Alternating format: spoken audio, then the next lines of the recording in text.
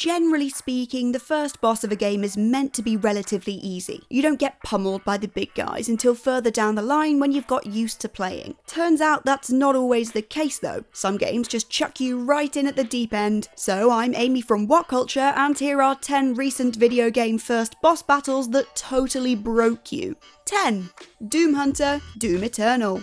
Doom Eternal does not mess around from the outset, as its first boss encounter against the Doom Hunter arguably ends up being the trickiest of the lot. The Doom Hunter is a cybernetic demon that wields a chainsaw in one arm, a cannon in the other, and has thrusters which allow it to move around the map extremely fast. Oh, and as well as that, it'll sick its demonic minions on you throughout too. Despite this, what really makes the game's first boss such a challenge is the fact that you haven't yet had a chance to acquire many of the Doomslayer's best abilities, making you feel pretty underpowered for the fight. And the big surprise, of course, is that once you've depleted the Doom Hunter's health and the fight seems to be over, 2 more Doom Hunters will spawn for you to take on at the same time. Crowd control is a big key to success in the Doom games, and the first boss battle is proof of that. By the time it's over, you're sure to feel absolutely exhausted, but mercifully this is one of the most difficult bosses in the entire game, and you got it out the way first.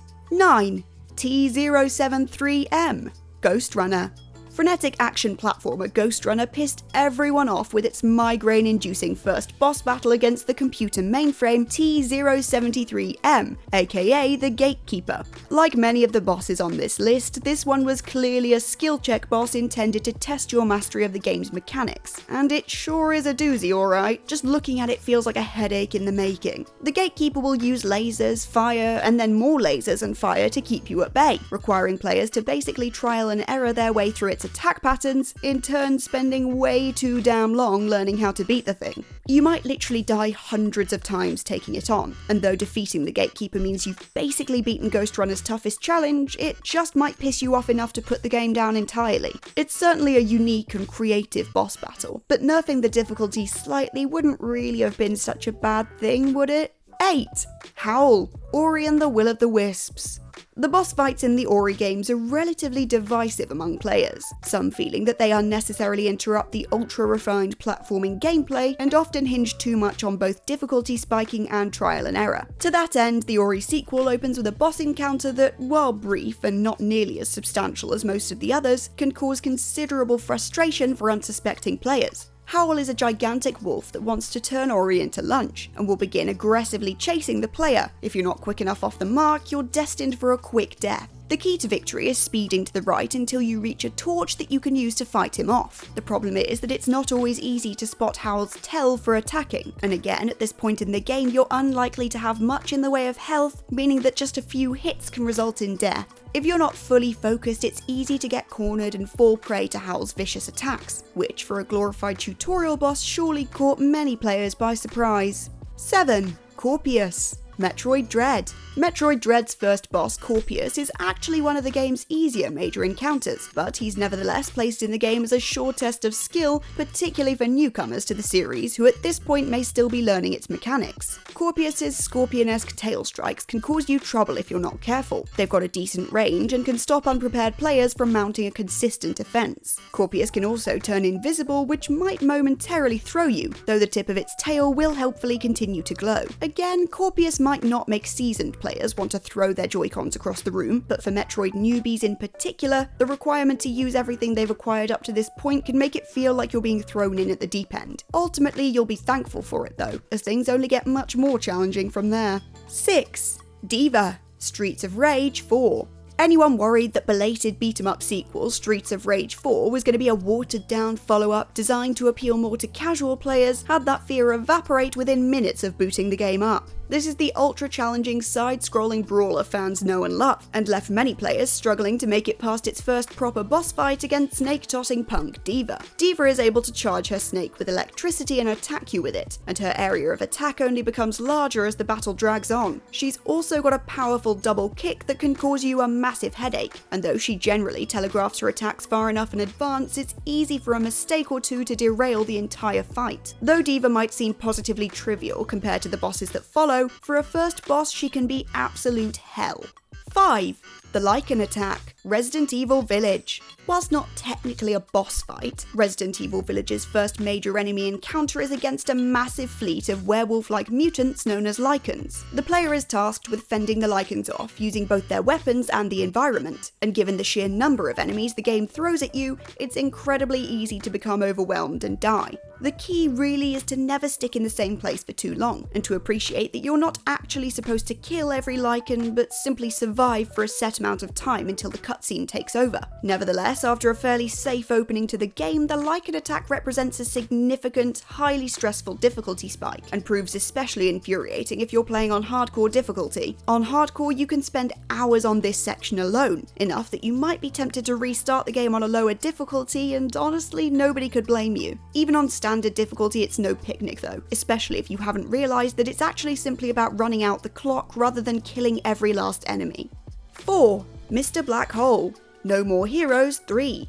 No More Heroes 3's first boss fight against Mr. Black Hole is a surprisingly tricky one, largely because it comes early enough in the game that players haven't had much time to acclimate to the combat mechanics. Beyond this, Black Hole hits hard and often, and as is incredibly rare for a first boss in any video game, he's also got 3 phases, meaning that the fight can last a pretty damn long time. Anyone expecting him to be a mere tutorial boss likely fell quickly at his hand. His black hole-like portals can be majorly disorientating to unsuspecting players, and once he's down to half health, he'll whip out a more powerful ranged attack. Even on normal or bitter difficulty, you can easily die numerous times before taking him down, whilst on higher difficulty settings, he's a major pain in the ass. The fight is certainly fun to a point, especially during the amusingly ridiculous space shooter-esque phase, but this enjoyment is always juggled with a sure sense of frustration. 3. PHALANX, Demon's Souls. Demon's Souls' first proper boss, PHALANX, may be utterly trivial to long-time fans of the series, but for anyone who's used the recent PS5 remake to dip into the franchise for the first time, this one is pretty difficult. To be clear, PHALANX is certainly one of the game's easiest bosses, but for a first boss, the slime-like blob still offers up a fair level of challenge, especially if you're not stocked up on its primary weakness, fire. New players can easily get overwhelmed by the spear-totting hoplites, and whilst there's ultimately several ways to defeat PHALANX, you're better off sticking with fire as it's by far the easiest and most efficient method. Given the high level of difficulty the game offers throughout, it's probably for the best that players weren't coddled from the outset. 2.